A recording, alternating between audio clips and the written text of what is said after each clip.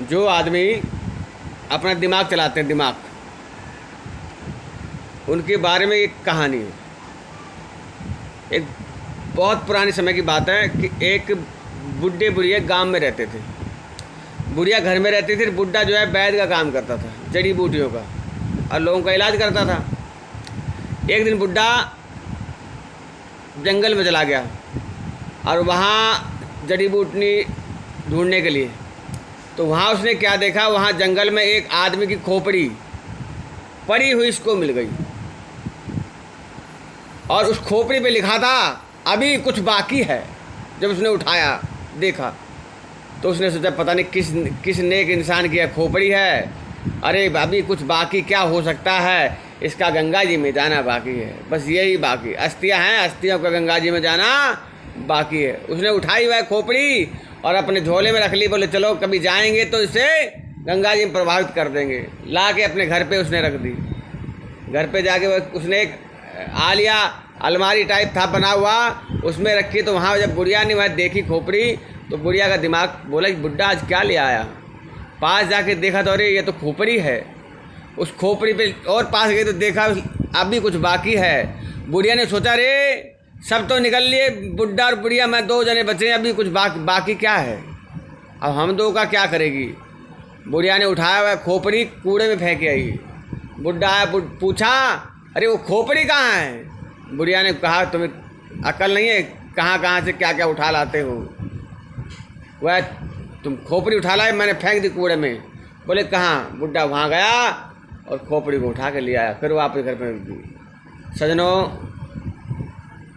बुढ़िया ने सोचा बुढ़े की बुद्धि खराब हो गई है, क्या करूँ। उसने फिर उठाई खोपड़ी, कुएं में फेंक आई। बुढ़ा फिर कुएं से ले आया और बोला पागल, अरे किसी नेक इंसान की खोपड़ी है, इसका गंगा जी में जाना बाकी है, तो कभी जाएंगे तो इसको ले जाएंगे, प्रभावित करते हैं, क्यों दिमाग अपना खराब करती है। ऐसे कह समझा दिया। अब हुआ यूँ कि एक दिन की बात है, बुढ़ा शहर गया हुआ था जड़ी बूटी लाने के लिए। कहाँ गया हुआ था? शहर। अरे भैया जब शहर गया हुआ था तो उसने, बुढ़िया ने पीछे से देखा बुढ़ा तो आज गया है शहर। उसने उस खोपड़ी को उठाया और उस खोपड़ी में लिखा था अभी कुछ बाकी है। तो उसने क्या किया, एक ऊखल लिया, एक मूसल लिया। ऊखल मूसल समझते हो? उस ऊखल में उस खोपड़ी को रखा और गुस्से से कहा ले, ये अभी तेरा कुटना बाकी था, ले। उसे कूटा, खूब दबा दबा के कूटा और छलनी में निकाला और छाना, फिर कूटा, फिर निकाला, फिर छाना। बोले खोपड़ी तेरा कुटना बाकी था, ले। छाना और इतना छान के इतना पतला बना दिया कि वो दूर पड़ोसी की हवेली पे जाके, बाहर एक हवेली थी, मकान, ऊंचा मकान था, उसकी छत पे जाके बुढ़िया चढ़ गई। वहाँ जाके वो जो चूरा किया हुआ था, छाना हुआ, और उसने ऐसे किया, उड़ खोपड़ी उड़, उड़ खोपड़ी उड़, उड़ खोपड़ी उड़, सारी खोपड़ी ऐसे उड़ा दी उसने। अब भैया जब बुढ़ा आया, जब देखा खोपड़ी नहीं है तो बुढ़िया से पूछा बुढ़िया खोपड़ी कहाँ है।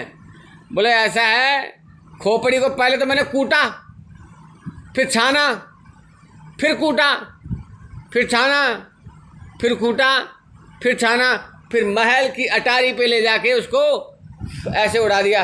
अब लिया ढूंढ के, अब ढूंढ के ला कैसे। बुढ़ा सोचा देखो मरने के बाद भी इस खोपड़ी का कुटना बाकी था, कितना दिमाग चलाता था ये। इसलिए कहते हैं चतुराई चौपट करे और ज्ञानी गोते खाए। अरे सीधे साधे बंदे को नारायण मिल जाए। ज़्यादा ना खोपड़ी लगाया करो, नहीं तो मरने के बाद भी कुटना बाकी रहता है।